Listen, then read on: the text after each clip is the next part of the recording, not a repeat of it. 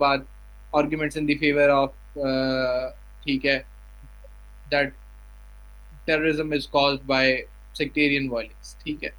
उसमें आप हेडिंग देते जाएंगे कि उसकी एग्जांपल्स, केस लॉज या डिफरेंट केसेस आपके पास हो सकते हैं, ठीक।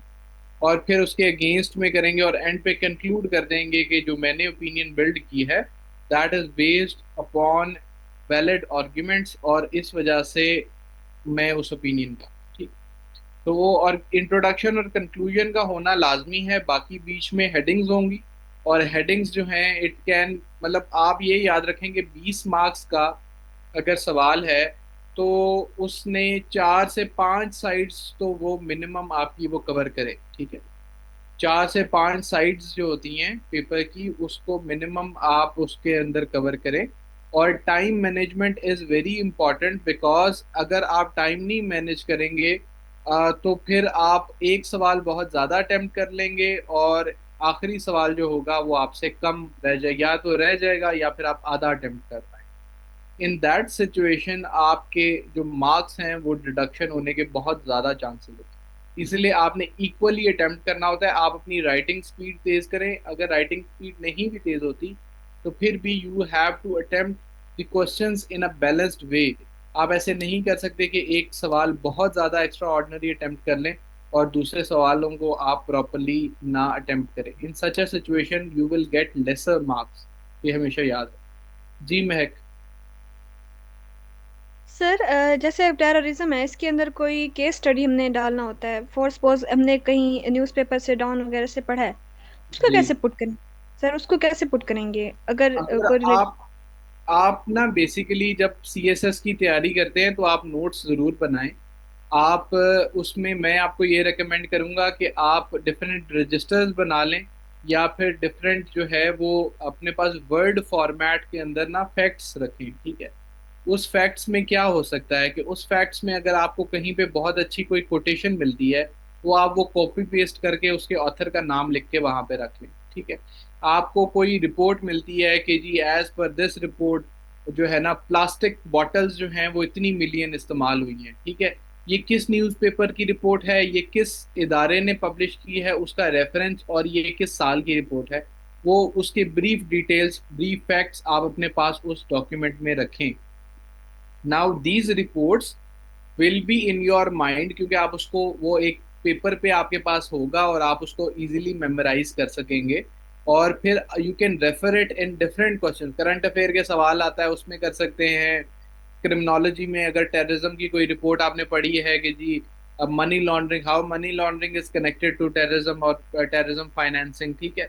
तो उस रिपोर्ट को रेफर करने के लिए आप इसी तरह करते हैं कि as per report plan of the year plan, या as per the dash title लिख के उसका article publish in Dawn news, publish in Express news, the news में। लेकिन आप क्रेडिबल न्यूज सोर्सेज को इस्तेमाल करते हैं, ये नहीं कि आपके कोई घर के पास कोई और न्यूज़पेपर है ऐसा जो कि which is not an international newspaper, तो उसके अंदर कोई चीज़ ऐसी आ जाती है तो आप उसको कोट नहीं कर सकते। जो यूनिवर्सली या नेशनली रिकग्नाइज्ड न्यूज़पेपर्स हैं, न्यूज़ एजेंसीज हैं, इंटरनेशनल ऑर्गेनाइजेशंस हैं, उनकी रिपोर्ट्स आप कोट करते हैं, that can be verified as well. तो वो आपके पास एक स्ट्रॉन्ग आर्ग्यूमेंट होता है। अस्सलाम वालेकुम सर, काइंडली क्वेश्चन लेंथ के बारे में बता दें। I have a question, your opinion should be based on my thoughts. और देखिए जी, एक तो लेंथ मैंने बता दी आपकी कि एटलीस्ट 4 से 5 साइड्स होनी चाहिए, उससे ज़्यादा अगर आप लिख सकते हैं तो आप ज़रूर लिखें। सेकेंडली, ओपिनियन बेस्ड जो होता है वो आपकी अपनी थॉट ज़रूर हो सकती है, but it should be logical and based on valid evidence and arguments. ये नहीं है कि बस मैं ऐसा सोचता हूँ तो जो उसकी पूरी एविडेंसेस जो है उसके अगेंस्ट हैं, लेकिन आप मैं ऐसा सोचता हूँ तो उस पर ही आप डिसाइड कर दें। This is not the way it is. आपको उस अगर इफ यू थिंक सो, आपकी ओपिनियन कोई भी हो सकती है, but if you think so तो उसके सपोर्ट में आपके पास आर्ग्यूमेंट्स, केसेस, केस स्टडीज, ठीक है, किसी ऑथर की कोई जो है ना बुक जिसमें उसने ये थ्योरी एक्सप्लेन की हो, या कोई भी चीज़ ऐसी होनी चाहिए जो कि आपके उस आर्गुमेंट को उसकी बेस बना रहा हो, उसको सपोर्ट कर रहा हो, because you are the officers of the future who should not make opinions on in an arbitrary manner, ठीक है, your opinion should be based on valid evidence। Sir her question के अलग मार्क्स नहीं देते, last रह जाता है deduce. Deduce क्यों?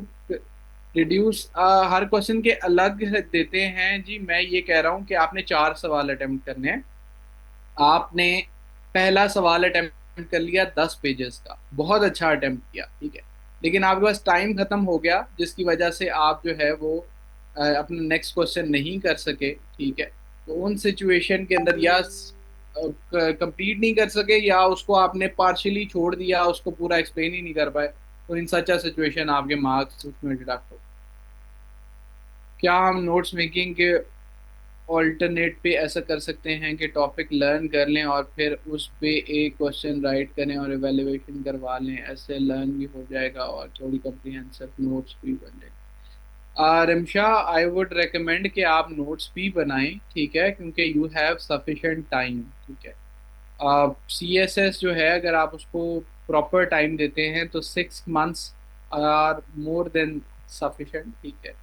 उसमें आप लॉन्ग नोट्स भी बना सकते हैं होते हैं और शॉर्ट नोट्स भी बना सकते हैं। बाकी जहाँ तक एवेल्यूएशन की बात है, तो अगर आप कोई सवाल अटेम्प्ट करते हैं तो आप वो एवेल्यूएशन के लिए मुझे भेज सकते हैं, but you will have to wait a bit. मैं जैसे ही फ्री होऊंगा तो मैं आपको उसका रिप्लाई दूँ।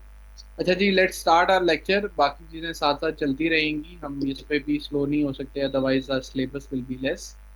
क्रिमिनल लॉ को हम पढ़ रहे थे, ठीक है। बीच में कुछ चीज़ें जो हैं वो मैं ब्रीफली बताऊंगा आप लोगों को, आपके पास नोट्स हैं आप उसको पढ़ लेंगे, अगर कोई क्वेश्चन हुआ तो मुझसे पूछ लीजिए।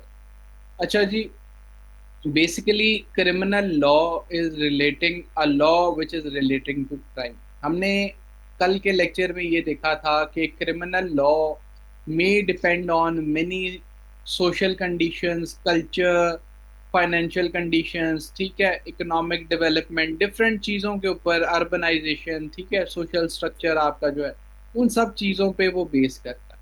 और इन सच अ सिनेरियो क्या होता है कि it is also evolving in nature, और उसमें अमेंडमेंट्स और न्यू लॉज बनते रहते हैं, न्यू क्राइम्स इंट्रोड्यूस होते रहते हैं। Now, as per criminal law, there are two types of criminal laws. There are two major types, you can say. The one is substantive criminal law and other is procedural criminal law. Now, try to understand it that there is a substantive law. Substantive law is a law which defines a crime. ठीक है, definition of crime provide करता है। Like for example, आपने अक्सर सुना होगा 302, ठीक है, 302, 302 is the punishment of murder, but it does not contain the definition of murder, ठीक। हमारे पास एक लॉ एग्जिस्ट करता है पाकिस्तान में which is called Pakistan penal code, ठीक। It is the substantive law which defines the crime. अब पाकिस्तान पीनल कोड जो PPC है उसका सेक्शन 300 डिफाइंस व्हाट इज कत्ले आमद विच इज मर्डर, ठीक है, इंटेंशनल मर्डर क्या होता है।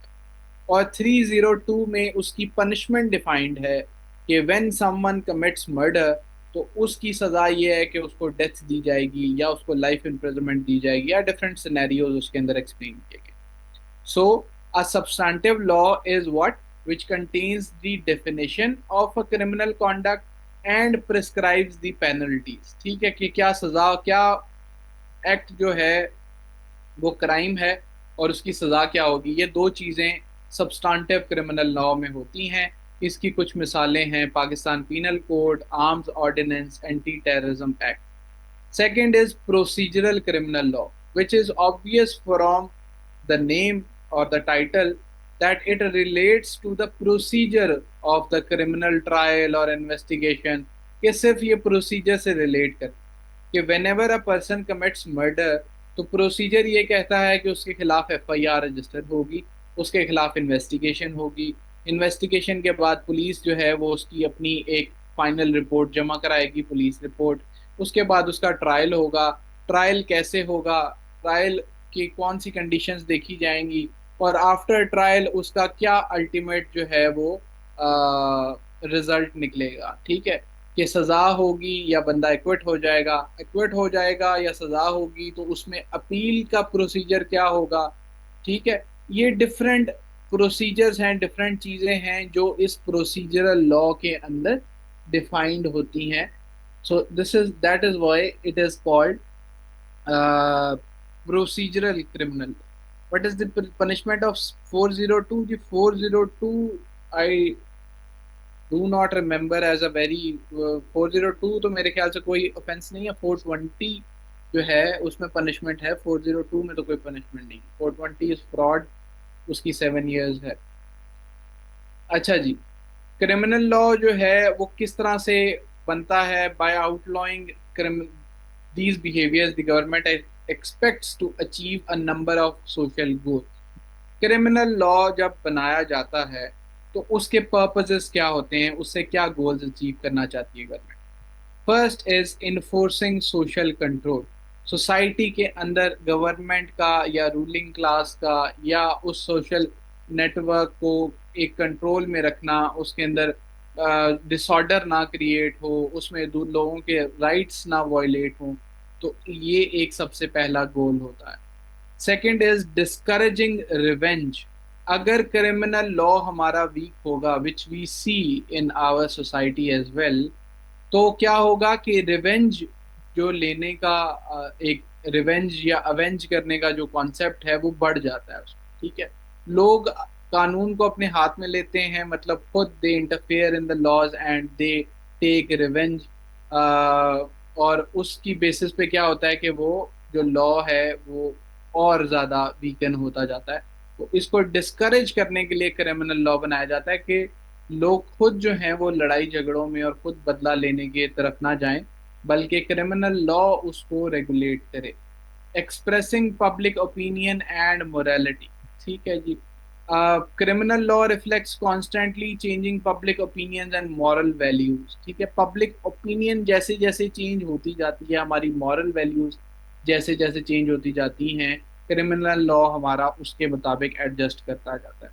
Now there are two crimes here, one is mala in se crimes and other is mala in prohibitum crimes where it is written, ये है यहाँ। ठीक है जी, Mela in se basically it is a Latin term which means that there is malice in itself।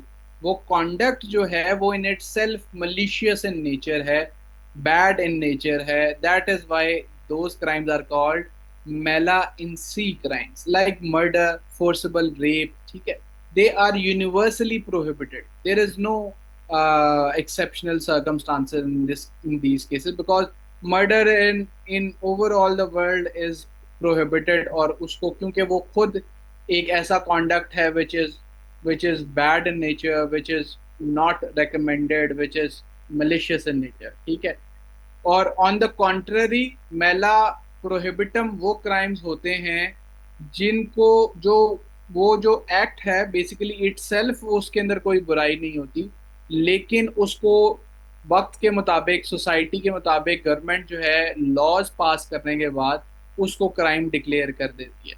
Like for example traffic offences. ठीक है, traffic offences में it self अगर आप जो है वो सीट बेल्ट नहीं लगा रहे या आप और कोई वायलेशन कर रहे हैं, तो उसकी इटसेल्फ उसके अंदर कोई नेगेटिविटी एग्जिस्ट नहीं कर रही होती, लेकिन ओवरऑल सोसाइटी की सेफ्टी को देखते हुए, आपकी अपनी सेफ्टी को देखते हुए उन एक्ट्स को क्राइम्स डिक्लेयर कर दिया जाता है।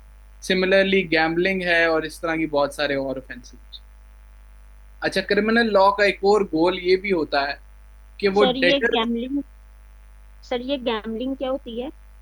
गैम्बलिंग जी जुआ होता है, ये जो हम जुआ खेलते हैं ना कि जी शर्त लगाते हैं और फिर उसके बाद जीतते हैं, दैट इज कॉल्ड गैम्बलिंग।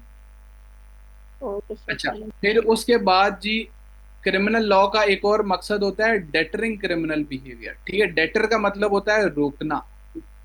अगर आप देखेंगे कि जी एक तो उसका इफेक्ट ये है कि जिस बंदे ने क्राइम कमिट किया है उसको उसकी सजा देना, और दूसरा उसका पर्पज ये है कि जो आगे आने वाले लोग हैं जिनके अंदर ये टेंडेंसी है कि वो भी ये क्राइम कमिट करेंगे, तो उनके लिए एक मिसाल कायम करना कि वो ये एक्ट ना कमिट करें और वो इससे डेटर हो जाएं, रुक जाएं।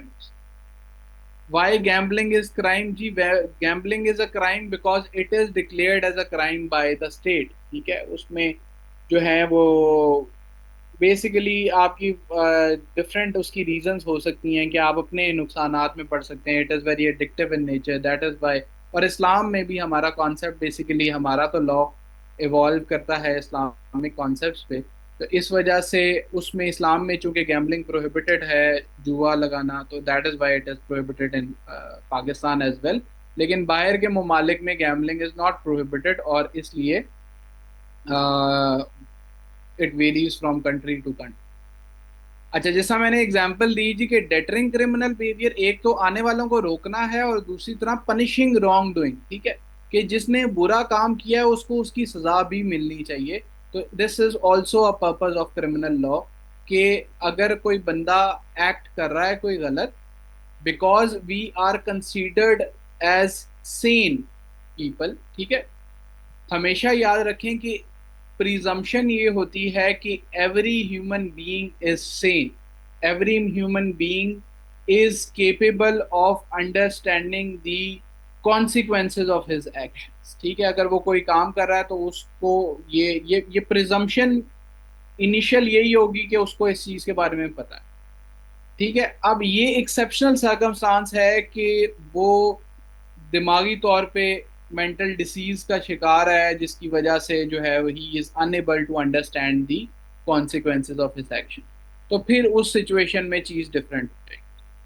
तो अगर एक बंदा जो है वो he is presumed to be sane, so he should be held responsible for his actions। ठीक है, that is why he should be punished। ठीक है, और दूसरी रीजन ये होती है कि उससे आगे फ्यूचर में आने वाले लोग जिन्होंने वही क्राइम कमिट करना है, तो उनको रोकने के लिए भी क्रिमिनल लॉ अपना रोल प्ले करता है। जी yes, you can quote Islamic reference, you can quote any authentic reference for your argument.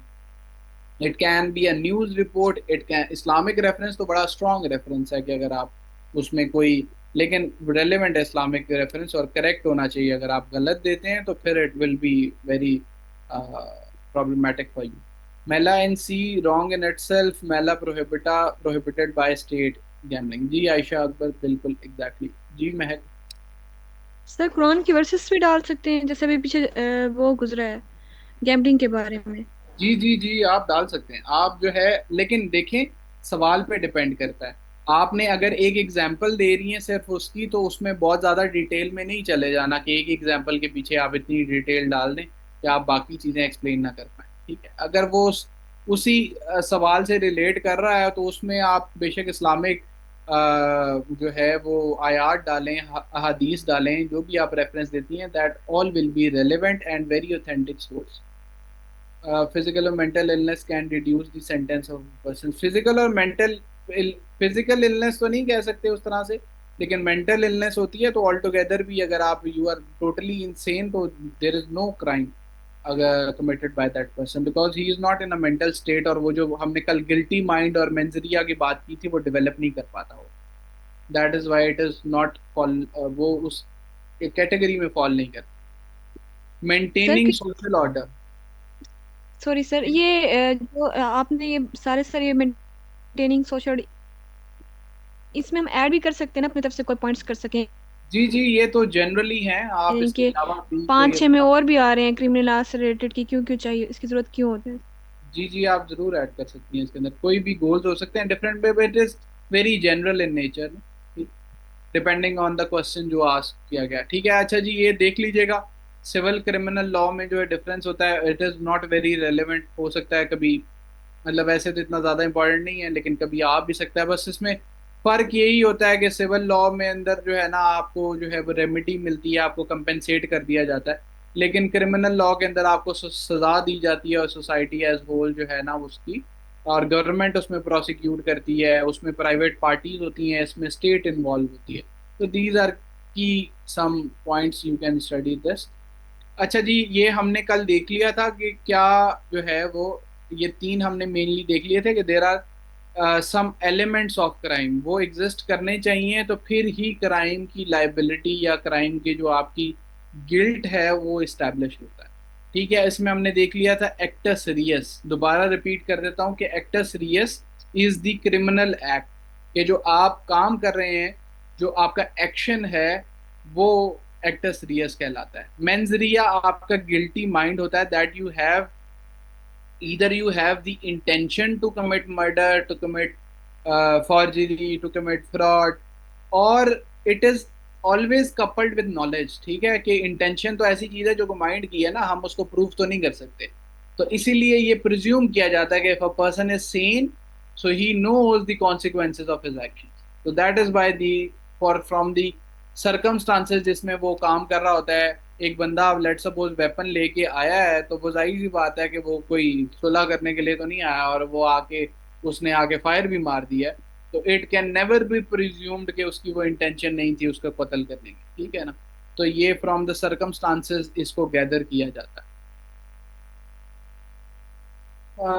बहाना बना के छूट देते हैं, खराब कैसे करवा।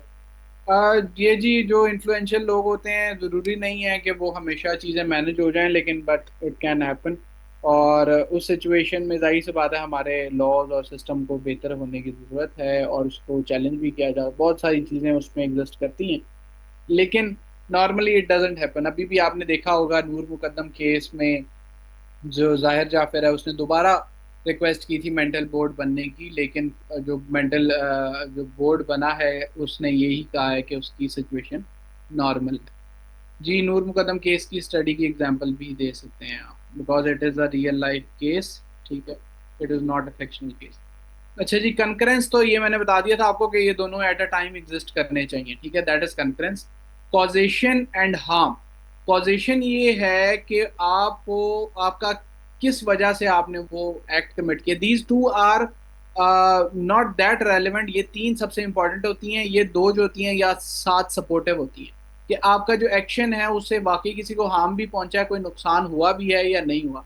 अगर कोई नुकसान ही नहीं हुआ तो फिर उस एक्शन का कोई इफेक्ट नहीं आएगा। इसी तरह से कॉजेशन, कि क्या वजह थी आपने वो एक्ट कमिट किया, ये भी प्रोसिक्यूशन को, जिस तरह अक्सर एक वर्ड यूज होता है मोटिव, कि what was the motive to commit that murder, what was the motive to commit this fraud. ठीक है, वो मोटिव को आपने भी कुछ हद तक एक्सप्लेन करना होता है, लेकिन these three are the most essential. अगर इसमें से एक भी चीज मिसिंग हो तो फिर क्राइम नहीं बनता। Make up the corpus delicti. Corpus delicti is the body of the crime. Crime must be proved to have occurred before a person can be convicted of committing that crime. The responsibility is always on the prosecution to establish the case. Prosecution जो state होती है उसकी, या जो complainant भी उसी की party होता है, लेकिन मेनली स्टेट जो होती है वो एक रोल प्ले कर रही होती है क्रिमिनल केसेस में। All offences are against the state. ठीक है, स्टेट मतलब सोसाइटी एज होल। तो किसी बंदे को भी किसी क्राइम की सजा देने से पहले it is the ultimate responsibility of the prosecution to prove that he has committed that crime और she has committed that crime. Actus reus मैंने एक्सप्लेन कर दिया, आप इसको पढ़ लीजिएगा। It is the guilty act and it can be of three forms. वो जैसा मैंने बताया था कि it can be an action, it can be an omission, ठीक है, और परफॉर्म अ लीगल ड्यूटी और नेग्लिजेंस वगैरह इसमें फॉल कर सकते। मेंजरिया इज द गिल्टी माइंड, ठीक है, inferred from the circumstances surrounding the criminal act. जैसा मैंने आपको एग्जांपल दी कि एक बंदा फुली प्रिपरेशन के साथ आया है, एक बंदा घर में मौजूद नहीं है, उसने मैं घर में मौजूद नहीं हूँ, उसने मेरे घर के ताले तोड़े हैं, ताले तोड़ के अंदर घुसा है, और घुसने के बाद जो है उसने जो है वो वहां से चीजें चोरी करके ले गया है, तो वी कैन नॉट से कि he was not having the intention to commit but theft. It is always रुसा gathered from the circumstances। Last point Farid कौन सा कह रहे हैं आप?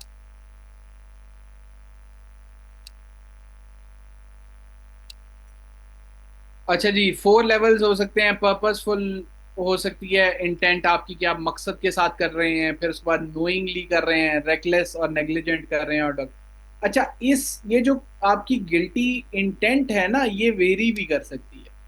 ठीक है, डिलेक्टाई जी बॉडी ऑफ क्राइम को कहते हैं, कॉर्पस डिलेक्टाई के आपने, मैंने वो बताया लास्ट पॉइंट के आप किसी बंदे को सजा तब तक नहीं दे सकते जब तक प्रोसिक्यूशन या स्टेट इस चीज को प्रूव ना कर दे, साबित ना कर दे कि इसी बंदे ने ये काम कमिट। अच्छा, मैं आपको एग्जांपल दे रहा था कि क्या वो जो मेरी गिल्टी नेचर है या मेरी कल्पेबिलिटी है जो मैंने क्राइम किया है, वो आपको मैं एग्जांपल देता हूँ, क्या इस सिनेरियो में सेम हो सकती है कि नहीं, कि एक बंदा जो है वो प्रॉपर प्लानिंग करता है। ठीक है, प्रॉपर प्लानिंग में मैं आपको एक एग्जांपल देता हूँ कि it is a real life murder case of Punjab. The victim was an advocate general of Punjab, और उसके एक दोस्त थे हु वाज सर्विंग एसपी।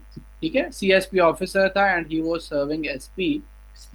और उसने क्या किया कि he came to know that his friend is having an affair with his wife, और उस सिचुएशन में उसने उसको कोई कन्फ्रंट नहीं किया, बल्कि कन्फ्रंट करने के बजाय उसने प्लान बनाया कि मैंने इसका मर्डर कर देना है।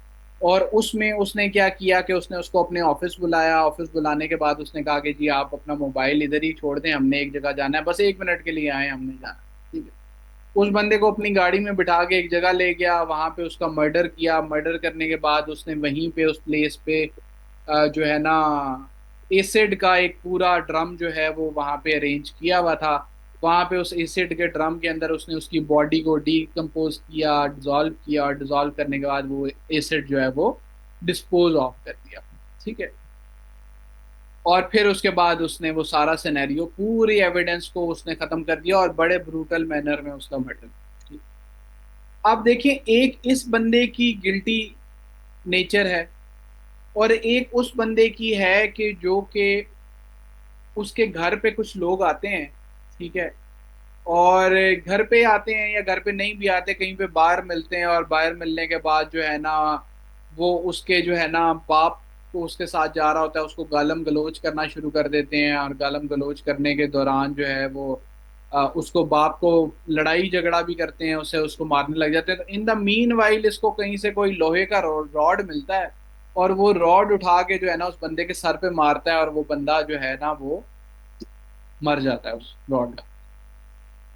Now these are two different occurrences. एक में there is a cold blooded murder, and in the other there is some sort of provocation, and उस प्रोवोकेशन के दरमियान स्पर ऑफ द मोमेंट में उसने एक ऐसा एक्ट किया जिसकी वजह से उस बंदे की जान चली। तो इन सिचुएशंस में द कोर्ट्स हैव हेल्ड के उन दोनों की लायबिलिटी एक बराबर नहीं हो सकती, और इस वजह से वो जो कोल्ड ब्लडेड मर्डर वाला है उसको कोई लीनियंसी नहीं मिलेगी। But at the same time जिसकी सडन प्रोवोकेशन की वजह से जिसने किसी का मर्डर कर दिया है, तो उसको लीनियंसी ये मिलेगी कि सजा तो उसको मिलेगी, लेकिन maximum sentence which is death, तो उसको डेथ ना दें, उसको लाइफ इम्प्रिजनमेंट दे दें, उम्र कैद दें। ठीक है, प्रोवोकेशन होती है कि आप किसी को प्रोवोक करें, किसी को गुस्सा दिलाएं, और गुस्सा दिलाने के बदले में वो आपको वो एक्ट कर बैठे। ठीक है, उसने अदरवाइज उसका कोई वो प्लान ना हो। जी, प्रोसिक्यूशन मतलब स्टेट। जी, प्रोसिक्यूशन बेसिकली जो है, अब तो डिपार्टमेंट्स बन गए हैं, वैसे prosecution as whole is the representative of the government और द स्टेट, जो कि स्टेट के बिहाफ के ऊपर प्रोसिक्यूट मतलब उस बंदे के खिलाफ केस चलाती है और उसको सजा दिलाती है। I am a federal prosecutor. मेरी ड्यूटी ये है कि मैं कोर्ट्स मुझे मार्क्ड हैं, और उन कोर्ट्स के अंदर जो क्रिमिनल केसेस होते हैं उसमें जो स्टेट होती है, सरकार, उनकी नुमाइंदगी हम करते हैं। और हम इंडिपेंडेंटली, पार्टी अगर उसके साथ सुलह करती है नहीं करती, लेकिन हमारा केसेस जो हैं उसके खिलाफ चलता है अनटिल अनलेस कि वो कंपाउंडेबल ऑफेंस है, उसमें कोर्ट उसको परमिट कर देती है कॉम्प्रोमाइज के लिए, तो फिर और बात है। लेकिन अगर कोर्ट उसको एक्विट नहीं करती तो हम उनको प्रोसिक्यूट करते हैं, उनको सजा दिलवाते हैं। सर, अगर फोरेंसिक में भी अप्रूव ना हो, देन उस केस में क्या होता है, लाइक अगर मर्डर वेपन ही ना मिले और ना की जी, अगर कोई इन्वेस्टिगेशन में प्रूव ना मिले तो फिर ऑब्वियसली वो बंदा, उसको बेनिफिट ऑफ डाउट मिलने के बाद वो बंदा एक्विट हो जाता है। ठीक है, there can be a reason के बेनिफिट ऑफ डाउट जो है ना, अक्यूज्ड को कहा जाता है कि accused is the favorite child of law. It is a very famous term in lawyer society or in judicial system कि accused is the favorite child of law. तो अगर आप उसके खिलाफ एविडेंस नहीं ला पाते तो अल्टीमेटली उसमें उसको सजा नहीं. Sir have you ever dealt in serial killer वाले केसेस तो नहीं मैंने किए, लेकिन मैंने काफ़ी हाई प्रोफाइल केस, नूर मुकदम केस के अंदर मैं प्रोसिक्यूटर था. उसके अलावा इस तरह के काफ़ी केसेस, सारा इनाम केस, बैरिस्टर फाद केस, उसमें मैं प्रोसिक्यूटर रहा हूँ. सीरियल किलर्स वाले नहीं कोई ऐसा. राइट. बहुत मर्डर किया जी. मैंने इंट्रोडक्शन कल करवा दिया था. I am Rana Hasan Abbas, federal prosecutor in Islamabad, और यहाँ पे मैं 5 साल से प्रोसिक्यूशन कंडक्ट कर रहा हूँ. अच्छा जी, आगे चलते हैं. बेसिकली ये जो 3 इंग्रेडिएंट्स से आप देख लें, ये तीनों को एग्जिस्ट करते हैं तो crime commit. Actus reus, mens rea, concurrence, इन दोनों का जब कंकरेंस होती है, ये दोनों एक ही टाइम पे एग्जिस्ट कर रहे होते हैं तो तब क्राइम कमिट होता है. कॉजेशन एंड हार्म को आप देख लीजिएगा. ठीक है, इट इज वैसी ब्रीफली मैं पढ़ देता हूँ. Prosecution must prove the causal link, किस वजह से उसने ये काम कमिट किया. ये कॉज भी अक्सर प्रूव करना होता है आपने कि क्यों उसको ये उसने इसका मर्डर किया. कोई वजह तो होगी कि उसने फ्रॉड किया है, क्या उसने ये क्राइम कमिट किया है. ठीक है, थेफ्ट किया है, तो उसकी रीजंस आपने अक्सर एक्सप्लेन करनी होती है. First, the prosecution must prove the factual causation. Did the defendant's action cause the harm as a matter of fact, कि वो जो उसने काम किया है उसी के रिजल्ट में उसको जो वो कॉज हुआ है हार्म, या उसको हार्म जो है वो किसी और वजह से कॉज हुआ है. ठीक है, ये हमने प्रूव करना होता है. ये आपस में रेलेवेंट होता है. The test is but for the defendant's criminal action और omission would the victim have suffered harm. Harm और कॉजेशन आपस में रिलेटेड है. Causation basically is the action which is committed, और उसके ही रिजल्ट में क्या हार्म कॉज हुआ है या नहीं हुआ. This is called causation and harm. There can be many types of crimes. Common crime क्या, murder, theft, cheating, kidnapping, robbery, dacoity, house trespass, disturbing the peace, embezzlement, extortion, fraud, hate crimes. ठीक है, इसमें आगे उसका थोड़ा सा detail में भी आ गया टाइप्स ऑफ क्राइम. फिर जी इसमें मेजर कैटेगरीज में there are some personal crimes. ठीक है, एंड फिर there are some property crimes, फिर वाइट कॉलर क्राइम्स, और इसी तरह से आगे इसकी कैटेगरीज चलती है. Now personal crimes which is very जी, मगिंग जो है वो रॉबरी की एक टाइप होती है कि उसमें भी आप जो है कोई छीन लेना किसी बंदे से ऑन गन पॉइंट और अदरवाइज, दैट्स कॉल्ड मगिंग. अच्छा जी, फिर उसके बाद जो है personal crimes as it is clear from the term, it is related to the person, body of. ठीक है, आपकी बॉडी. ठीक है, और आपके पर्सन, आपकी डिग्निटी, आपकी ऑनर. ठीक है, इन चीज़ों से आपसे वो रिलेट करता है. This is not related to property, this is related to the person itself. Offences against person, these crimes are result of physical mental harm. ठीक है, असॉल्ट उसमें हो सकता है. ठीक है, थ्रेट ऑफ फिजिकल हार्म होता है असॉल्ट. ठीक है, battery is actual physical harm, कि आप किसी को मार रहे हैं. ठीक है, फॉल्स इम्प्रिजनमेंट, उसको कन्फाइन करके रख रहे हैं, किडनैप करके ले जाते हैं, उसका मर्डर कर रहे हैं. होमिसाइड इज मर्डर, कत्ल कर देना. होमिसाइड उसके कर देते हैं. रेप जो है it is also part of crime. Means to harm some जी, it means to harm the person. ठीक है, उसकी प्रॉपर्टी से रिलेटेड कोई चीज़ नहीं है, ये उसकी बॉडी, उसकी माइंड, उसकी जो डिग्निटी है उसको नुकसान पहुंचाने का नाम personal crime.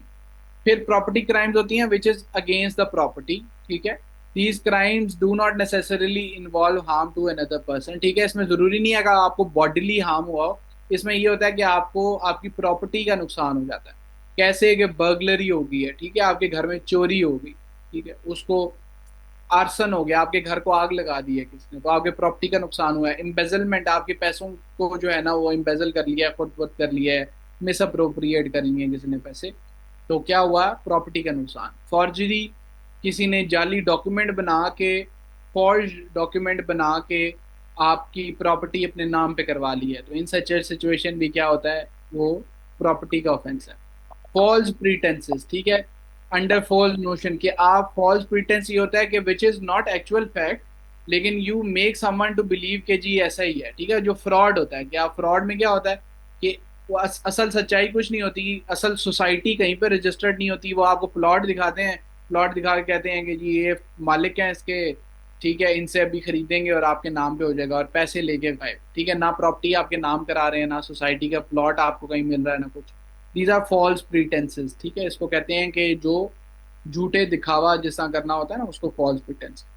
Receipt of stolen goods, कोई चीज जो है वो चोरी शुदा है लेकिन आप उसको अपने पास खरीद लेते हैं, अपने पास रखते हैं, that itself is a crime.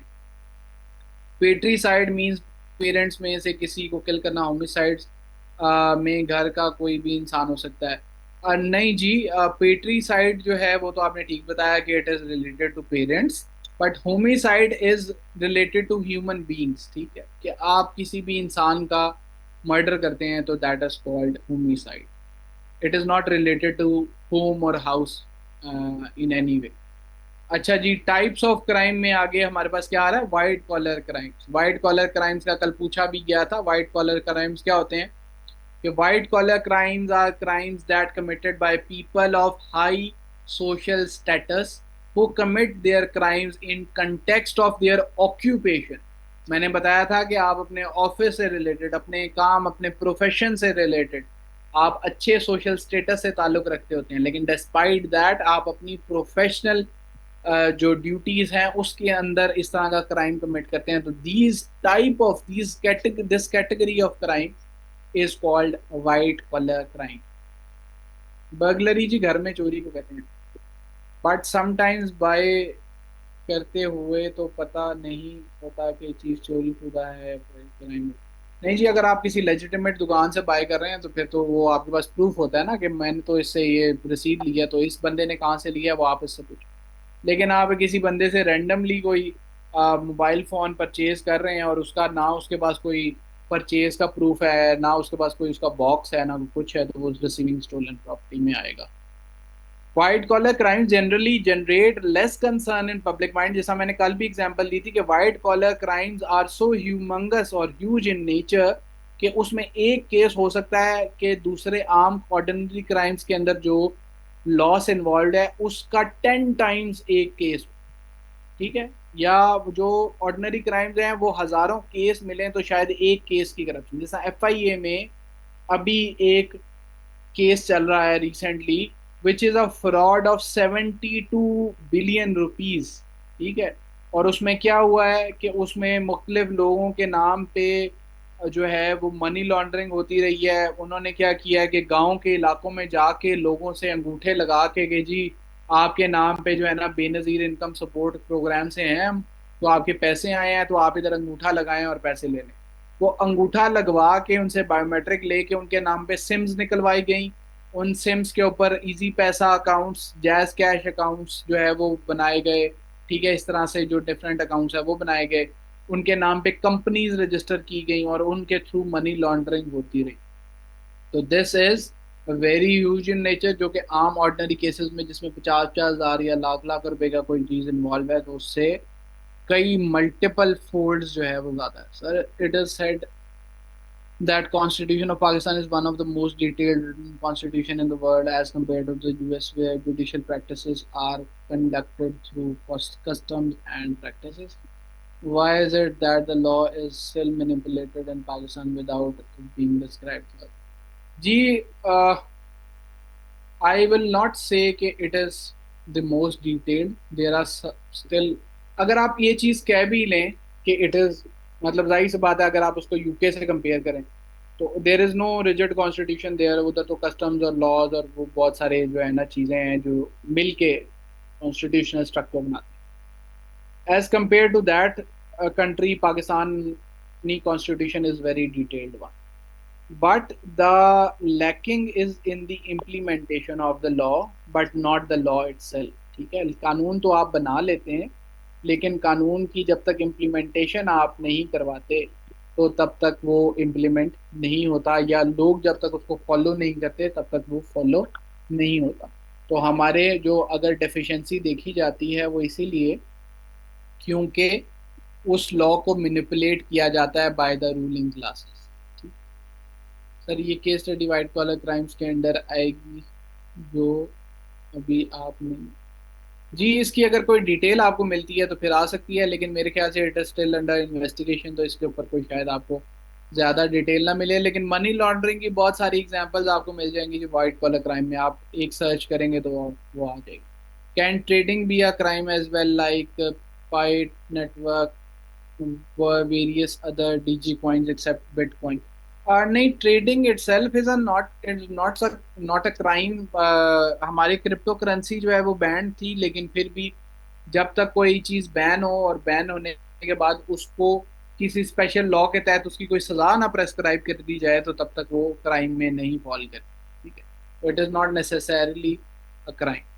अच्छा जी, white collar crimes are generally the least investigated and least prosecuted. Panama leaks is one of the main example of the white collar crime. White collar crimes, ठीक है, इसको आगे आप further देख लीजिएगा। It is white collar crimes involve criminal activities committed by people in regular course of their business involving bribery, extortion, fraud, embezzlement. ठीक है, white collar crimes are criminal acts that are performed by the people in the course of business committed in the financial gain। इसमें finance normally involve होता है और millions of dollars जो हैं वो involve हो सकते हैं। Government can prosecute both the individual committing the crime and the corporation for which he is work. White collar crime के अंदर ये चीज़ स्पेशल होती है क्योंकि कंपनीज इन्वॉल्व होती हैं, तो उसमें इंसानों को, जो कंपनी के डायरेक्टर्स हैं या कुछ लोग जो इन्वॉल्व थे, उनको भी सजा उनको भी दी जा सकती है, उनको प्रोसिक्यूट किया जा सकता है और उन कंपनीज के खिलाफ भी उनको भी पनिश किया जा सकता है। कैसे? कि उन कंपनीज को जो है उनके एसेट्स आप कॉन्फिस्केट कर लेंगे, उनके ऊपर फाइन्स इम्पोज कर देंगे और उनके खिलाफ उनको भी प्रोसिक्यूट किया जा सकता है। वाइट कॉलर क्राइम्स के अंदर ये चीज यूनिक है। The Panama leak is example of white collar. The following are the main types of white collar crime: bank fraud, blackmail, bribery, cellular fraud, computer fraud, credit card fraud, currency scheme, embezzlement, counterfeiting। ठीक है, इस तरह extortion, forgery, health care fraud, insider trading. Insider trading वो होती है जिसमें जो है ना आप स्टॉक्स कंपनी के अंदर जो है ना वो आपके बंदे, आपने हर्षद मेहता वाली वो एक मूवी थी अगर वो आपने देखी हो, तो इसी तरह से बहुत सारी और मूवीज हैं, उसके अंदर क्या होता है कि आप इंफॉर्मेशन, इनसाइडर इंफॉर्मेशन जो है वो आपको मिल जाती है कि स्टॉक्स गिरने वाले हैं या स्टॉक्स उठने वाले हैं। उस बेसिस के ऊपर जो है वो भी that is also prohibited. Investment schemes हो सकती हैं जो फ्रॉड होती हैं, किक बैक्स आप ले रहे हैं किसमें। टैक्स इवेजन क्या कर रहे हैं कि आप टैक्स जो है वो डिक्लेयर नहीं कर रहे या टैक्स पे नहीं कर रहे। ठीक है, तो उस सिचुएशन में भी जो है वो। What is forgery? Forgery is making a fake document. ठीक है, इज प्रिपेयरिंग अ फेक और फॉर्ज्ड डॉक्यूमेंट, जिसे कहते हैं कि वो असली नहीं होता, वो जाली होता है। और किकबैक्स का मतलब होता है कमीशन लेना। ये जो bribery is a form of kickback, कि आप एक डील करवा रहे हैं या आप कोई जो है काम करवा के दे रहे हैं, उसके बदले में आप उससे ब्राइबरी ले रहे हैं। It is also commonly called kickback. अच्छा जी, एक और टाइप ऑफ क्राइम है that is called organised crime. Organised crime जैसे नाम से वाज़ेह है कि it has an organised structure. इसके अंदर कोई एक बंदा इन्वॉल्व नहीं होता, मल्टीपल लेवल पे ग्रुप्स इन्वॉल्व होते हैं। ठीक है, और उसके अंदर उनके अंदर रैंक्स होते हैं डिफरेंट। ठीक है, like organise crime can be terrorism. ठीक है, अब टेररिज्म में अगर एक टेररिस्ट ऑर्गेनाइजेशन टीटीपी जिसका एग्जांपल अगर हम लेते हैं, तो टीटीपी के आपको पता है ना कि जी उसके अमीर उल मोमिनीन अलहदा होगा, उसका जो है पंजाब का अमीर अलहदा होगा, केपी का अमीर अलहदा होगा, अफगानिस्तान का अमीर, उनके स्ट्रक्चर, फिर उन अमीरों को जो है हेड्स हैं उनके अंडर उनके जो है सबॉर्डिनेट्स होंगे, फिर उनके अंडर सबॉर्डिनेट्स होंगे। तो उन सब के रोल जो हैं वो डिफाइंड होते हैं और वो एक ऑर्गेनाइज्ड लेवल में ऑपरेट करती है। ठीक है, तो these crimes are called organised crime, जिसके अंदर पूरी एक ऑर्गेनाइजेशन, माफिया, एक गैंग जो है वो एग्जिस्ट कर रहा हो। ठीक है जी, बिल्कुल इसकी एग्जांपल्स ये हैं। आगे भी कुछ एग्जांपल्स हैं कि drug trade, illegal gambling, prostitution, weapon smuggling. ठीक है, अब ये किसी एक बंदे का काम तो नहीं है ना, तो इसके अंदर एक नंबर ऑफ पीपल जो हैं वो इन्वॉल्व होते हैं। ठीक है, उसमें गवर्नमेंट एजेंट्स, गवर्नमेंट जो है सर्वेंट्स भी हो सकते हैं जो कि उसके उनके साथ जो है वो किकबैक्स लेके, उनके साथ ब्राइब लेके, तो फिर वो उनको फैसिलिटेट करते हैं। मनी लॉन्ड्रिंग में जैसा बैंक ऑफिशियल्स जो हैं या बैंक्स पूरे पूरे इन्वॉल्व हो सकते हैं। Organised along with the same lines as legitimate business, जिस तरह लेजिटिमेट बिजनेस के अंदर स्ट्रक्चर होता है ना कि सीईओ होता है, डायरेक्टर्स होते हैं, इसी तरह से इस तरह का एक पैरेलल स्ट्रक्चर उसके अंदर भी बना होता है, ठीक है। And take on corporate form, senior partners who control the business, workers who manage and work in the business, clients who buy the goods and services, ठीक है। ये सारे उस ऑर्गेनाइज्ड क्राइम के अंदर, human trafficking is a good example, terrorism is a main form of organised crime. Organise crime is a categorisation of, अच्छा ये transnational होता है, ठीक है। ऑर्गेनाइज क्राइम मतलब इट इज नॉट नेसेसरली कि वो एक ही सिटी में ऑपरेट हो रहा हो, वो मुख्तलिफ सिटीज में मुख्तलिफ इंटर प्रोविंशियल भी हो सकता है, फिर नेशनल लेवल का भी हो सकता है, पूरे नेशनल लेवल पे वो लोग ऑपरेट कर रहे हो, या फिर ट्रांसनेशनल भी हो सकता है, जैसे इंटरनेशनल कहते हैं कि वो मुख्तलिफ कंट्रीज के अंदर भी ऑपरेट कर रहा हो।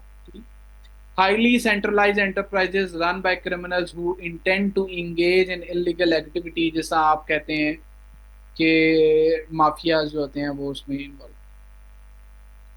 Duplicate money making is also a crime, जी जी, duplicate money making, counterfeiting कहते हैं उसको, counterfeiting is a crime, ठीक है। विमेन बीटिंग, हाँ जी, वुमेन बीटिंग जो है वो सॉल्ट या उसको, बीटिंग तो किसी को भी क्राइम है, लेकिन खवातीन के मामले में वो थोड़ा सा ज्यादा एक्स्ट्रा सेंसिटिव हो जाता है। जी महक।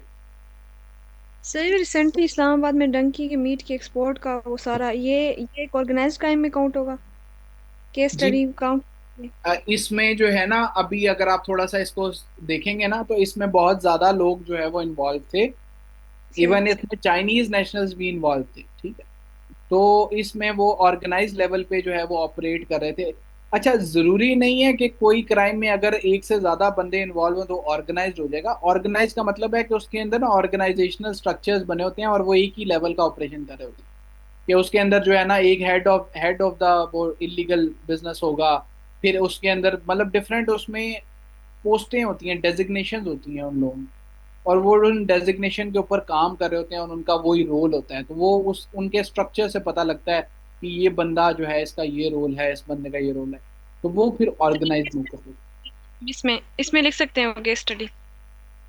आज जी इसमें लिख सकते हैं, लेकिन आपको फिर इसमें डिटेल भी देनी पड़ेगी कि इसमें ये how it was an organise crime, क्योंकि इसके अंदर कौन कौन सी लोग इन्वॉल्व थे, ठीक है। वो थोड़े अरसे तक आपको कोई डिटेल्ड रिपोर्ट मिल जाएगी उसके ऊपर, तो फिर आप इसको जरूर कनेक्ट कर सकते हैं। Some criminal organizations such as terrorist groups are political motivated, some जो है वो, जिस हम बत्ता माफिया भी जो होता है, बत्ता लेते हैं, ठीक है, वो भी also form of organise crime है। गैंग्स होते हैं वो डिसिप्लिन्ड इनफ होते हैं कि वो ऑपरेट करने के लिए उनके भाई होते हैं या उनके बड़े हेड्स होते हैं, उनको वो बड़ा ओबे करते हैं उनकी कमांड्स को। तो दीज आर द इंग्रेडिएंट्स और indicators of an organise crime. A criminal organization or a gang can also be referred as a mafia, mob, crime syndicate भी एक टर्म यूज होती है, ठीक है। सिंडिकेट भी एक ऑर्गेनाइजेशन को ही कहते हैं। The network, subculture, community of criminals में be referred as the underworld, आपने सुना होगा। तो ये अंडरवर्ल्ड जो होता है it is also part of organise. Some organise crime groups defraud national, state, local governments को भी जो है ना वो इन्वॉल्व करते हैं, और फिर उसके बाद जो है वो उसके अंदर भी गवर्नमेंट के खिलाफ भी कर रहे होते हैं, ठीक है। इसमें बहुत सारी एग्जांपल्स यहाँ पे दी हुई हैं, आप इसको कुछ भी चूज कर सकते हैं, ठीक है। Assassination, blackmailing, prostitution, drug trafficking, money laundering, smuggling, passport fraud, ये सारे जो है ये organise. Now what are corporate crimes, ठीक है। कॉर्पोरेट क्राइम्स वो होंगे जो corporate which is related to company, तो कॉर्पोरेशन या कंपनी से जो ऑफेंसेस रिलेट करते हैं, it is somehow interconnected with the white collar crime, तो उसको जो है कहते हैं सिंडिकेट। जी syndicate is a group of people, ठीक है। गैंग को भी सिंडिकेट कह सकते हैं, वो ये ऑर्गेनाइजेशन जो होती है ना क्रिमिनल ऑर्गेनाइजेशन, उसको भी सिंडिकेट कहते हैं। However corporate crime is a crime committed by a corporation or business entity or by individuals who are acting on behalf of that corporation, ठीक है। तो it is always related to corporation. Corporation is a company, तो company जब भी कोई उसमें involve होगी तो that will be called corporate crime. However, a corporate crime can also be committed by someone who is employed by a corporation. ठीक है, जरूरी नहीं है वो कंपनी कर रही हो, उस कंपनी का कोई नुमाइंदा भी कर रहा होगा तो तब भी वो कॉर्पोरेट क्राइम कहलाएगा।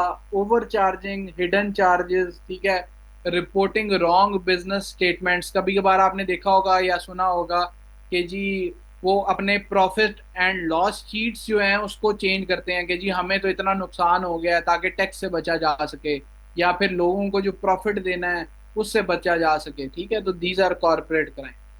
Corporate crimes refer to crimes committed either by corporation और business entity having a separate legal personality. Difference between white collar and corporate crime. जी वाइट कॉलर के अंदर कॉर्पोरेशन का इन्वॉल्व होना जरूरी नहीं है। White collar crime is general in nature. ठीक है, मतलब मैं एक गवर्नमेंट ऑफिशियल हूँ, मैं बैठ के अगर ब्राइब लेना शुरू कर दूं तो that is a white collar crime, but I am not acting on behalf of any corporation, तो इसलिए it is not a corporate crime.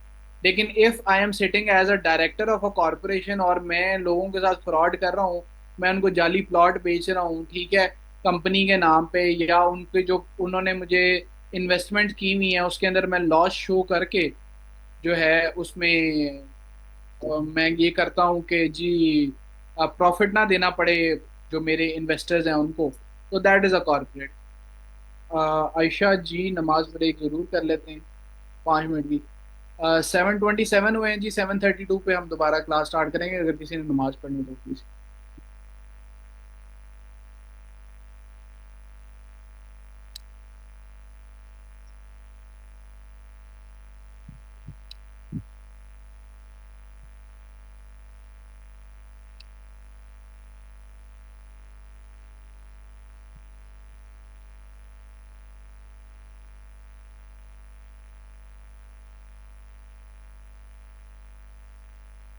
अस्सलाम वालेकुम सर। चलिए बात। जी वालेकुम सलाम एजाज। सर वो आपसे ये बात पूछनी थी कि सर 2025 टू 2020 तक जो पेपर्स आए हैं सर, तो जी सर अगर आप उन्हीं मतलब एक बंदा उन्हीं को फुली अटेम्प्ट करता है उन क्वेश्चंस को, ये सिक्स सिक्स ईयर्स के पेपर्स बन जाते हैं ना इंक्लूडिंग 2023 स्पेशल, तो सर जी it's for enough for the preparation, मतलब कि आई गेस 80% तो प्रिपरेशन आपकी इसी तरह हो जाती है अगर आपके पास थोड़ा सा कमांड है इस चीज़ में।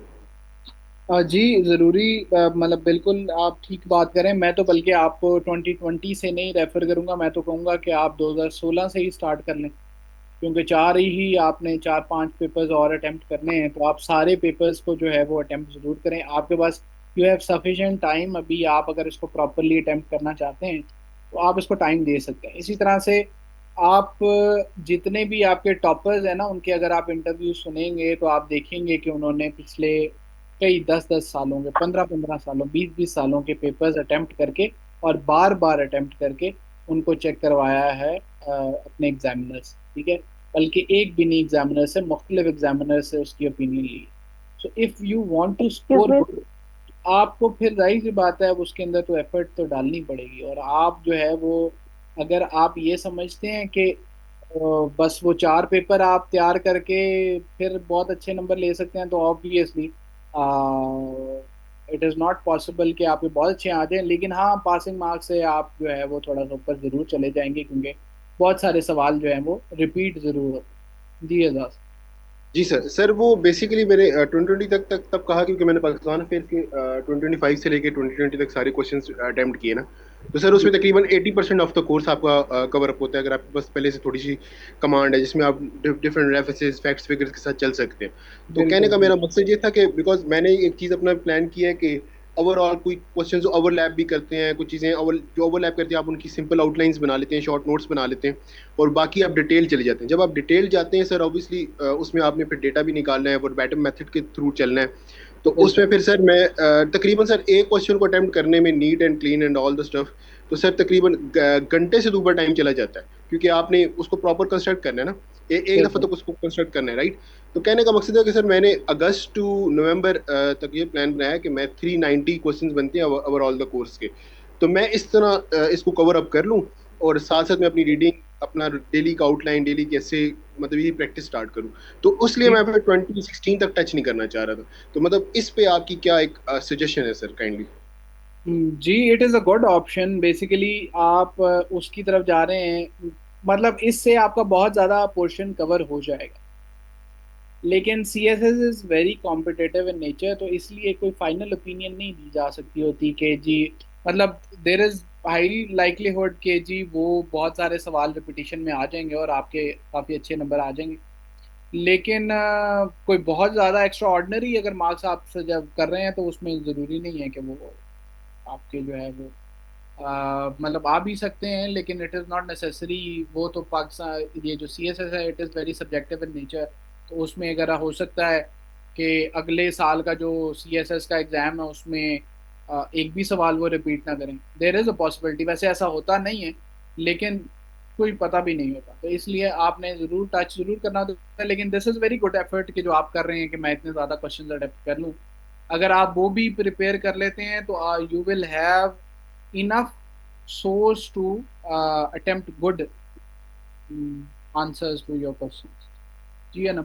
एक्सक्यूज मी ठीक सर, है सर, थैंक यू जी। जी अस्सलाम सर, मेरा आपसे एक क्वेश्चन है कि ये सेशन वाइंड अप करने के बाद जैसे हम अपना सारा सिलेबस 12 सब्जेक्ट्स का रिवाइज करते हैं, देन हम चैप्टर वाइज सारे सब्जेक्ट्स की टेस्टिंग करते हैं, इवैल्यूएशन करवाते हैं सर। फिर जी। उस मतलब सिलेबस के बाद फिर जो पास पेपर्स हैं फिर वो अटेम्प्ट करके इवैल्यूएशन करवाएं, तो आप क्या रेकमेंड करते हैं? इस तरह दोनों तरीका कार को अपनाना चाहिए या जस्ट पास पेपर्स अटेम्प्ट करने चाहिए, या सिलेबस वाले मतलब चैप्टर वाइज टेस्ट देने चाहिए?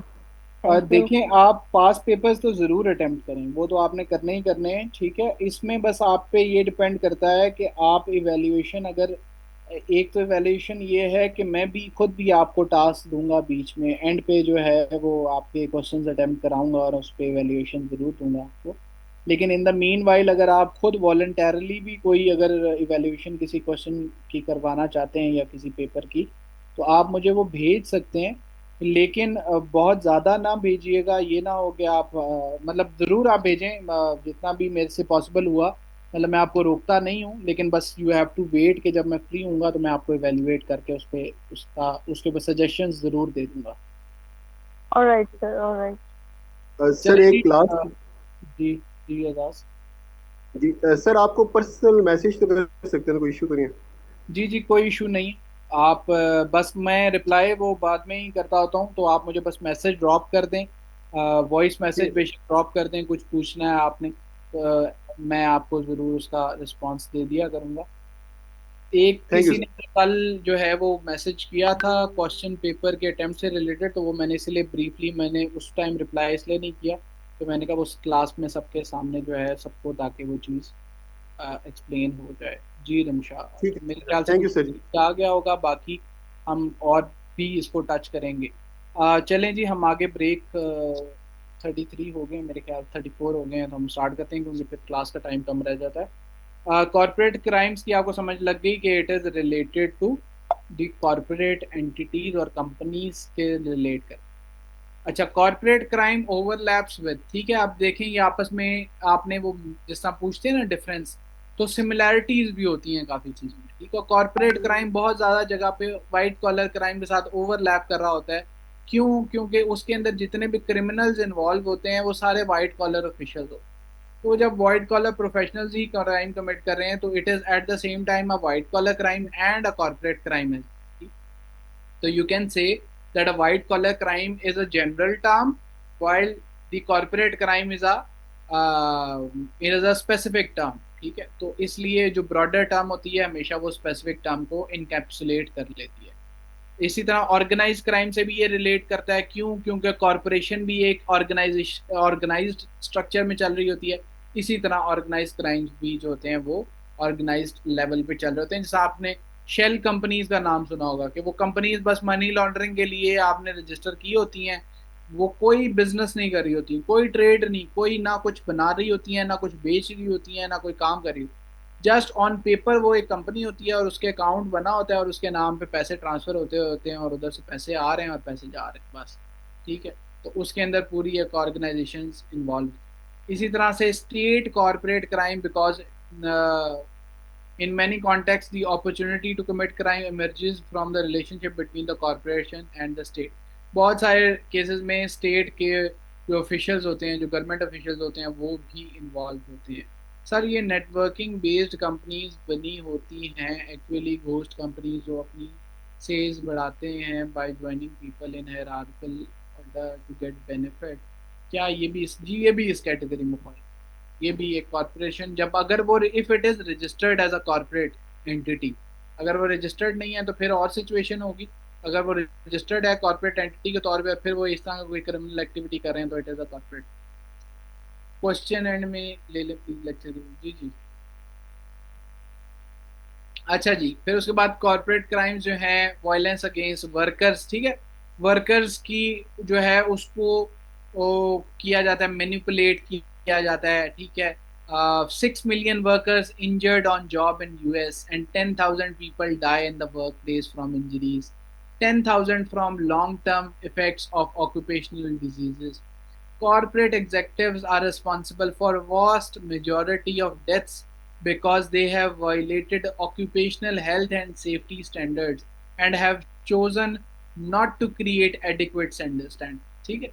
आप लोग देखते हैं कि ये जो बहुत ज़्यादा केमिकल्स बनाने वाली कंपनीज हैं, ठीक है, अब वो जो है वो आपके इन्वायरमेंट को पोल्यूट कर रही हैं, जिससे जो है वो लोग मर रहे हैं, ठीक है, उनके वर्कर्स इफेक्ट होते हैं। तो ये corporate crimes, these are also called corporate crimes, ठीक है। इसी तरह कॉर्पोरेट पोल्यूशन है, ठीक है, पोल्यूशन जो ग्रीन क्राइम, इनको ग्रीन क्राइम्स भी अक्सर कहते हैं क्योंकि इट इज रिलेटेड टू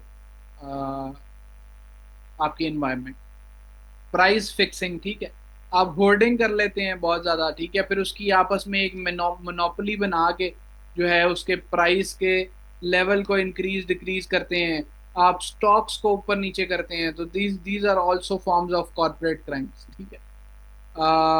इसमें क्या most common forms are setting prices at predetermined similar level, ठीक है, dividing the market into regions which each firm agreeing to stay out of the others territory, ठीक है। आपने अपनी territories define कर ली हैं ताकि आप उस टेरिटरी के अंदर अपनी मोनोपोली कायम कर के रख सकें और कोई हेल्दी कंपटीशन ना बन सके।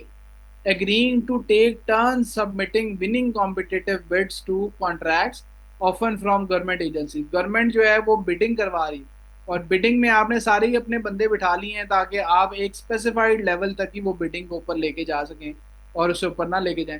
तो this is also price fixing which is also a corporate. False advertisement, advertisement में आप जो है वो ऐसी बातें कर रहे हैं विच आर नॉट ट्रू, और इसकी दो फॉर्म्स हो सकती हैं।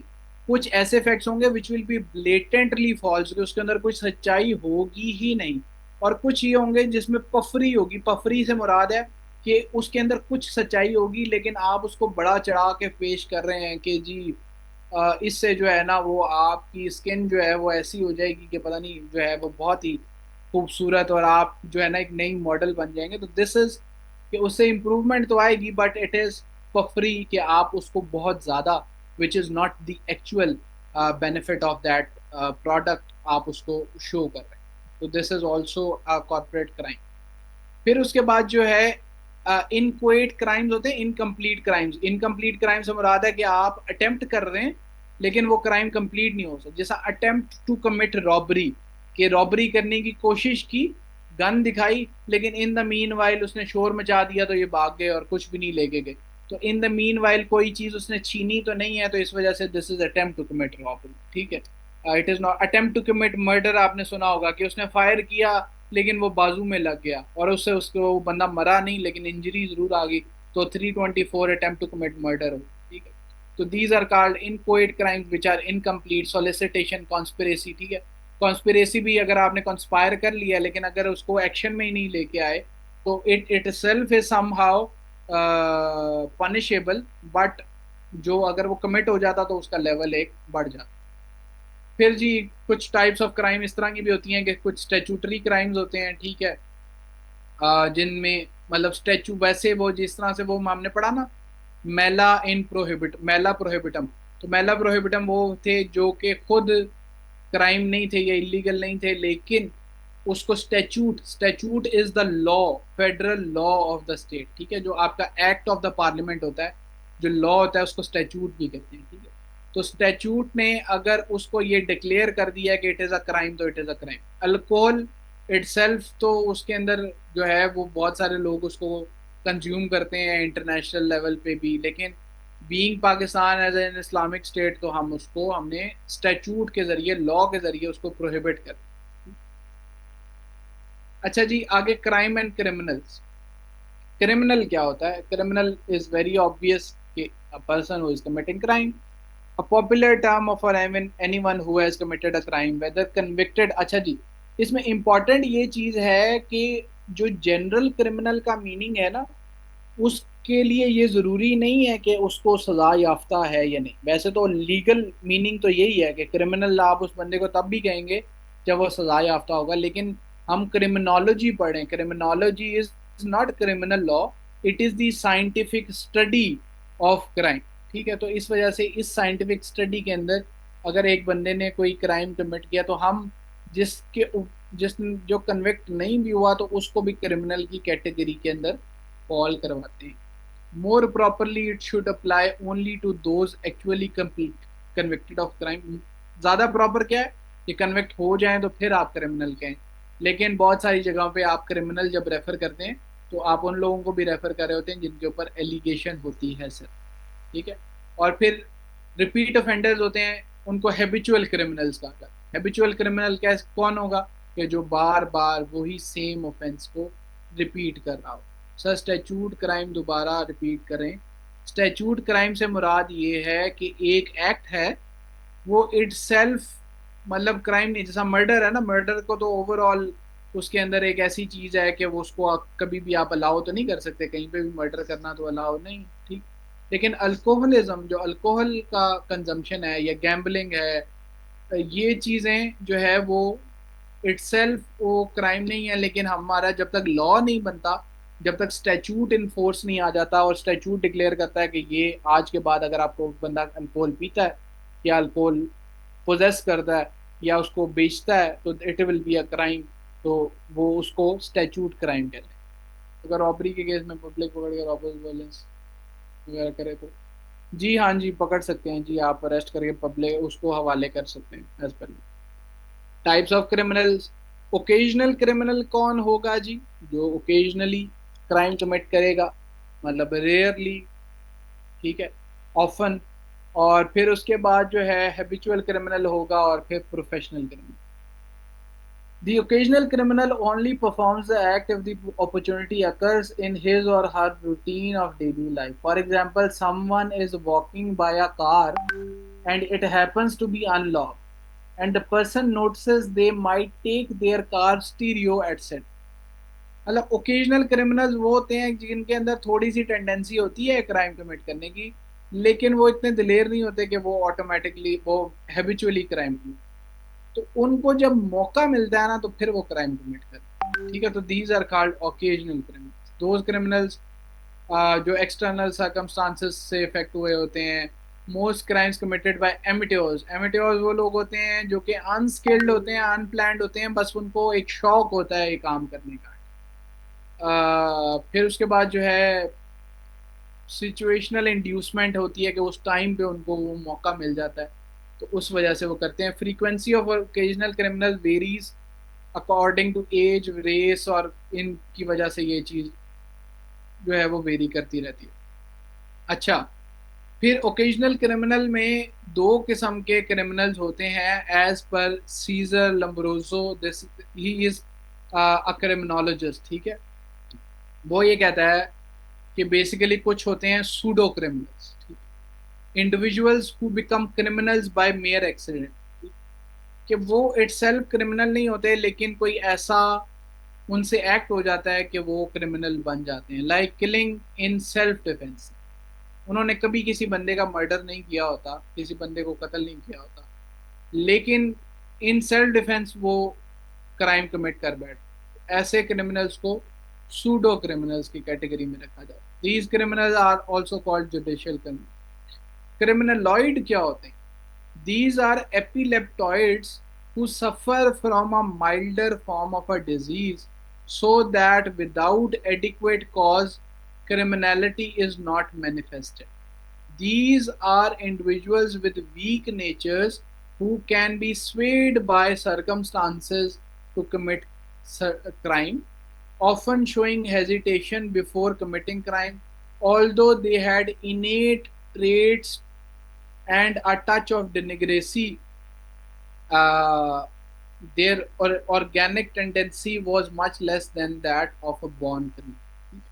अब ये हम आगे जाके पढ़ेंगे, बेसिकली ये बायोलॉजिकल जो थ्योरी है क्रिमिनोलॉजी की उससे रिलेट करता है, और इसमें वो ये कहते हैं कि एपिलेप्टॉइड बेसिकली या क्रिमिनलॉइड वो इंसान होता है जिसके अंदर एक टेंडेंसी तो क्राइम की एग्जिस्ट करती है, और उसको बायोलॉजिकल क्रिमिनोलॉजी जो है ना वो ट्रीट करती है कि he is suffering from some sort of disease, कि उसके अंदर जो है वो because he is suffering from some sort of disease, that is why he is having a tendency to commit crime. ये एक बायोलॉजिकल इंटरप्रिटेशन है या उसकी एक आर्ग्यूमेंट है जिसको तमाम फिलोसफर्स नहीं मानते, बट इट इज़ ऑल्सो जो है considered in criminology.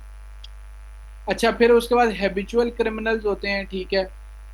Habitual criminal came closest to normal criminals, poor education and training from parents, the school community at early age cause these individual to fall into the primitive tendency, ठीक है। Habitual criminals क्या होते हैं? जो repeat करते हैं, ठीक है, और इन सिचुएशन में वो उनकी क्या वजह होती है? वजह ये होती है कि उनकी एजुकेशन पुअर होती है या उनकी पेरेंटिंग अच्छी नहीं हुई होती, स्कूल कम्युनिटी जो होती है वो उनकी ऐसी। Epileptoid criminal, individual suffering from epilepsy. जो बायोलॉजिकल क्रिमिनोलॉजी है ना वो ये भी कहती है कि ऐसे लोग जो एपिलेप्सी से सफ़र कर रहे हो तो उनके अंदर भी टेंडेंसी होती है कि वो कभी कभी क्राइम कमिट कर देते हैं। अच्छा, हैबिचुअल क्रिमिनल्स जो हैं वो जैसा मैं हमने बताया कि they are previously convicted of जो हैं पर्सन होते हैं और ये रिपीट करते हैं, और इसीलिए स्ट्रिक्ट लॉज और स्ट्रिंजेंट पनिशमेंट्स इनके लिए प्रेस्क्राइब की जाती हैं कि एक बार ही बंदे को सज़ा होगी है तो नेक्स्ट दफ़ा जो सज़ा होती है वो उससे ज़्यादा होती है, हार्श नेचर की होती है, ताकि उसको डेटर किया जाए या उसको सज़ा दी जाए उस चीज़। फिर कुछ होते हैं जो प्रोफेशनल क्रिमिनल वो होते हैं कि जो उस क्राइम को ना एज अ प्रोफेशन अडॉप्ट कर लेते हैं, लाइक जो प्रोफेशनल बेगर्स होते हैं। अब उन्होंने वो जो बेगरी है, दो इट इज़ पनिशेबल और वो क्राइम कंसिडर होती है, लेकिन that is there primary source of income और इस वजह से वो करते हैं उसको, और प्रोफेशनली। इसी तरह से प्रोफेशनल पिक पॉकेट्स होते हैं, ठीक है। ऐसे एजेंट्स आप देखते हैं गवर्नमेंट डिपार्टमेंट में, वो प्रोफेशनल अपनी सर्विसेज देते हैं कि मैं ये काम जल्दी करवा दूंगा, अंदर उनमें अपने बंदे बिठाए होते हैं, उनको पैसे देते हैं और काम करा लेते हैं। तो ये लोग जो होते हैं इनको कहा जाता है कि प्रोफेशनल क्रिमिनल। इनके अंदर स्किल भी हो सकती है और ये एक ही लेवल पे ऑपरेट करते हैं। Professional criminals not only regard themselves as criminal but also known to others as criminals. वो खुद को भी क्रिमिनल जो है वो रिगार्ड करते हैं और बल्कि दूसरों में भी वो जाने जाते हैं। Professional criminals get status and recognition only in the underworld, ठीक है। अंडरवर्ल्ड के अंदर वो जाने जाते हैं कि जी ये बहुत जो है ना प्रोफेशनल असैसिन है, ठीक है, ये जो है वो पिक पॉकेट है, ये बहुत जो है वो मतलब वो अपने अंडरवर्ल्ड में उस प्रोफेशन या उस स्पेसिफिक कैटेगरी ऑफ क्राइम की वजह से फेमस। अच्छा जी, अब आते हैं क्रिमिनोलॉजी। क्रिमिनोलॉजी क्या है? Criminology is basically the scientific study of crime, ठीक है। और उसकी बहुत सारी डेफिनेशन हो सकती हैं, कोई ख़ास उसकी जो है ना फिक्स डेफिनेशन आप नहीं दे सकते, लेकिन somehow there are some good definitions, ठीक है। आप वो एक दो अपने आंसर्स में कोट कर सकते हैं और उसमें बस बेसिकली समझ लें इस चीज़ को कि वो क्राइम को स्टडी करती है, और स्टडी ऐसे करती है साइंटिफिकली कि वो उसके रीजंस को भी चेक करने की कोशिश करती है कि क्राइम क्यों कमिट हुआ, ठीक है। ये जो बंदा क्राइम कमिट कर रहा है इसका सोशल स्टेटस क्या था, इसका रेस क्या थी, इसका जेंडर क्या था, इसकी एज क्या थी, इसका कलर क्या था, ठीक है, इसका जो है वो किस इलाके में जो है वो रहता था, क्या उस वजह इसकी पेरेंटिंग कैसी हुई, इसके पेरेंट्स क्या थे, क्या वो भी क्रिमिनल्स थे या नहीं। तो there can be various answers to these questions. फिर आगे अगर क्राइम कमिट हो गया है तो सोसाइटी को किस तरह से उसके ऊपर रिएक्ट करना चाहिए, सोसाइटी को किस तरह से उसको पनिश करना चाहिए, और पनिशमेंट के साथ साथ क्या उसकी रेफर्मेशन भी करनी चाहिए। अगर रेफर्मेशन उसकी करनी चाहिए तो कैसे उसके बिहेवियर को रिफॉर्म करके उसको वापस एक गुड मेंबर ऑफ सोसाइटी बनाया जा सकता। तो these all things relate to criminology, ठीक है। It is basically an interdisciplinary profession. Interdisciplinary वो चीज़ होती है जो डिफरेंट डिसिप्लिन्स, डिफरेंट सब्जेक्ट्स के साथ रिलेट कराता है। Like it is related to biology, it is related to law, it is related to sociology, ठीक है। बहुत सारे सब्जेक्ट्स के साथ क्या करता है ये कनेक्ट करता है, इसीलिए ऐसे सब्जेक्ट्स को इंटरडिसिप्लिनरी प्रोफेशन कहा जाता है, मतलब इंटरडिसिप्लिनरी सब्जेक्ट भी कह सकते हैं आप। Built around the scientific study of crime and criminal behaviour including there forms, causes, legal aspects and control. किस किस्म के होते हैं वो, क्या कॉजेज होते हैं, उसकी लीगल क्या लॉ क्या कहता है उसके बारे में, और उसको कैसे कंट्रोल किया जाए। Criminology is the scientific study of crime including its causes, responses by law enforcement and method of prevention. Criminology is the branch of sociology and help is taken from different fields like biology, statistics, psychology, economics, ये सारी चीज़ें इससे relate करती हैं। अब हमारे पास Edwin Sutherland और Donald cracy की एक डेफिनेशन है जो कि आप कोट कर सकते हैं, which says that criminology is the body of knowledge regarding crime as a social phenomena. It includes, basically it is a social phenomenon. It includes within its scope the process of making laws, ठीक है। इसके अंदर include क्या करता है कि क्या process है कि कानून बनाने का, ऑफ ब्रेकिंग लॉज कि कानून कैसे टूटेगा, ये क्राइम कैसे कमिट होगा, वायलेशन कैसे होगी, and of reacting towards the breaking of law. और जब वो वायलेशन हो जाएगी, जब वो कानून टूटेगा या क्राइम कमिट होगा, तो how will the state and the law will react, how will the judicial system will react to that violation, उसको क्या सजा दी जाएगी, क्या उसकी रेफर्मेशन की। The objective of criminology is the development of a body of general and verified principles of other types of knowledge regarding this process of law, crime and truth। और इसका objective क्या है क्रिमिनोलॉजी का, कि कुछ principles बना लिए जाएं, कोई चीज़ सेटल कर ली जाए कि कैसे इसको कानून बनाया जाए, क्राइम को डिफाइन किया जाए और उसकी ट्रीटमेंट की जाए। Criminology involves 3 different types of problems. The problem of explaining crime and criminal behavior, कि crime criminal behavior होता क्या है, which is the problem of scientifically accounting for the presence of the crime and criminal. The problem of detecting the lawbreaker.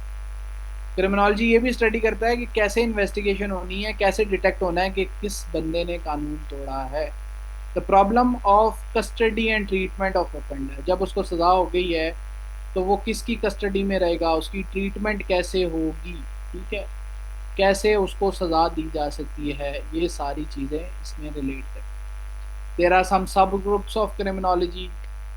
One is called penology. Penology is the study of prisons and prison system, ठीक है। Penal से निकल रहा है, सजा से, तो इस वजह से प्रिजन और prison system. Biocriminology the study of biological basis of criminal behaviour. Feminist criminology the study of women in crime, क्या आपस में कोई रिलेशनशिप होता है या नहीं। Criminalistics the study of crime detection. Victimology the study of victims of crime, the relationship between victims and criminals and the role of victims in the criminal events themselves. Criminologist कौन होता है? Obviously the person who is studying the crime और criminal behaviour. Criminologist is one who studies crime, criminals and criminal behavior. Criminologists attempt to understand why some people are more or less likely to engage in criminal and delinquent acts. वो ये study करते हैं scientifically कि क्या वजूहात हैं कि लोग crime commit करते हैं, और they are having the tendency to commit crime. Criminologists also examine and attempt to explain differences in crime rates and criminal code of society, कि क्यों एक सोसाइटी में क्राइम ज़्यादा है और क्यों दूसरी सोसाइटी में क्राइम कम है, वो इसको भी स्टडी करते हैं. Criminologists consider themselves as neutral and public policy experts, gathering facts for various governmental officials responsible for drawing public comment. इनका काम क्या होता है कि न्यूट्रल पब्लिक पॉलिसी एक्सपर्ट्स के तौर पे काम करते हैं, जो कि गवर्नमेंट से सोर्सेज भी लेते हैं और उनको एडवाइस भी करते हैं कि क्या चीज़ें हमें बेहतर करने की जरूरत है. Criminologists plays an important role in the criminal justice system. They study the social and psychological factors that cause the people to commit crimes and research which approaches to rehabilitation work and don't work. In essence, they work to develop society that is less prone or susceptible to criminal acts. Crime prevention, crime की treatment, उसके causes को identify करके society में crime कम करने का एक role play करते हैं.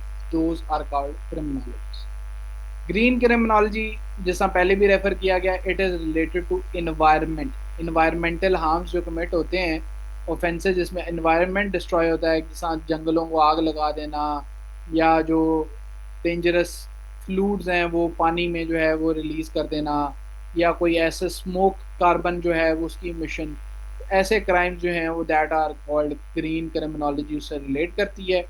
On a more theatrical level, green criminology is interested in the social, economic and political conditions that lead to environmental crime. वो इस चीज़ को भी स्टडी करती है कि कौन सी सोशल और इकोनॉमिक और पॉलिटिकल पॉलिसीज़ हैं या कंडीशंस हैं जिसकी वजह से इन्वायरमेंटल क्राइम्स बढ़ रहे हैं. कि आपकी गवर्नमेंट की पॉलिसी ये है कि वो सोलर पैनल्स को प्रमोट नहीं कर रहे, उसके ऊपर टैक्सेस लगा रहे हैं, तो एज अ रिजल्ट क्या हो रहा है कि आपकी नॉर्मल प्रोसेस से एनर्जी जनरेशन हो रही है जिससे इन्वायरमेंटल क्राइम्स बढ़ रहे हैं. On a philosophical level, it is concerned with which time of harms should be considered as crimes and therefore within the remit of green criminology. और philosophical level पे वो ये स्टडी करते हैं कौन से क्राइम्स वाकई ग्रीन क्रिमिनोलॉजी में फॉल करते हैं. Criminal behavior refers to the conduct of the offender that leads to and including to the commission of a. ये तो criminal behavior है, आप इसको देख लीजिएगा कि basically tendency to commit crime है. One of the ways to attempt to understand criminal behavior is to gain comprehension and knowledge of criminogenic needs. ठीक है, कि उसके अंदर क्या उसकी criminal जो needs हैं उसके अंदर क्या tendency है, उसको आप understand करेंगे तो आपको criminal behavior understand होगा. These needs are traits associated with criminal thinking and behavior. It has also been dynamically defined as crime-producing factors that are strongly associated with the risk.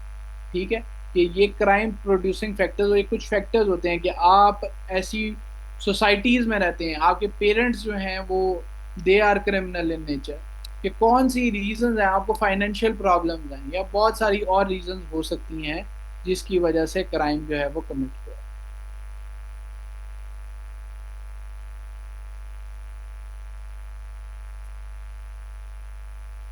How would you classify criminal behavior? Past paper question. Ji, classification जो criminal behaviours की हैं ये अभी आप आगे ये देखें ना, ट्रेड्स ऑफ क्रिमिनल बिहेवियर ये आ रही हैं, ये क्लासिफिकेशन है उसकी क्या ट्रेड्स होती हैं जिसकी वजह से जो है वो क्रिमिनल बिहेवियर जो है बढ़ता है. डिलिंक्वेंटल बिहेवियर, जी डिलिंक्वेंसी मैंने बताया था आपको कि वो भी क्रिमिनल बिहेवियर को भी डिलिंक्वेंटल बिहेवियर ही कहेंगे. उसका मतलब सिंपल यही होता है. डिलिंक्वेंस मैंने आपको बताया था कि which is violating the norms, ठीक है, violating the law, that is called delinquent behaviour. ठीक है, तो it is also synonym for criminal behaviour. अच्छा जी, मेरे ख्याल से टाइम हमारा कंप्लीट हो गया है, 8 बज चुके हैं क्लास कंक्लूड करने के लिए. आप लोग कोशिश कीजिएगा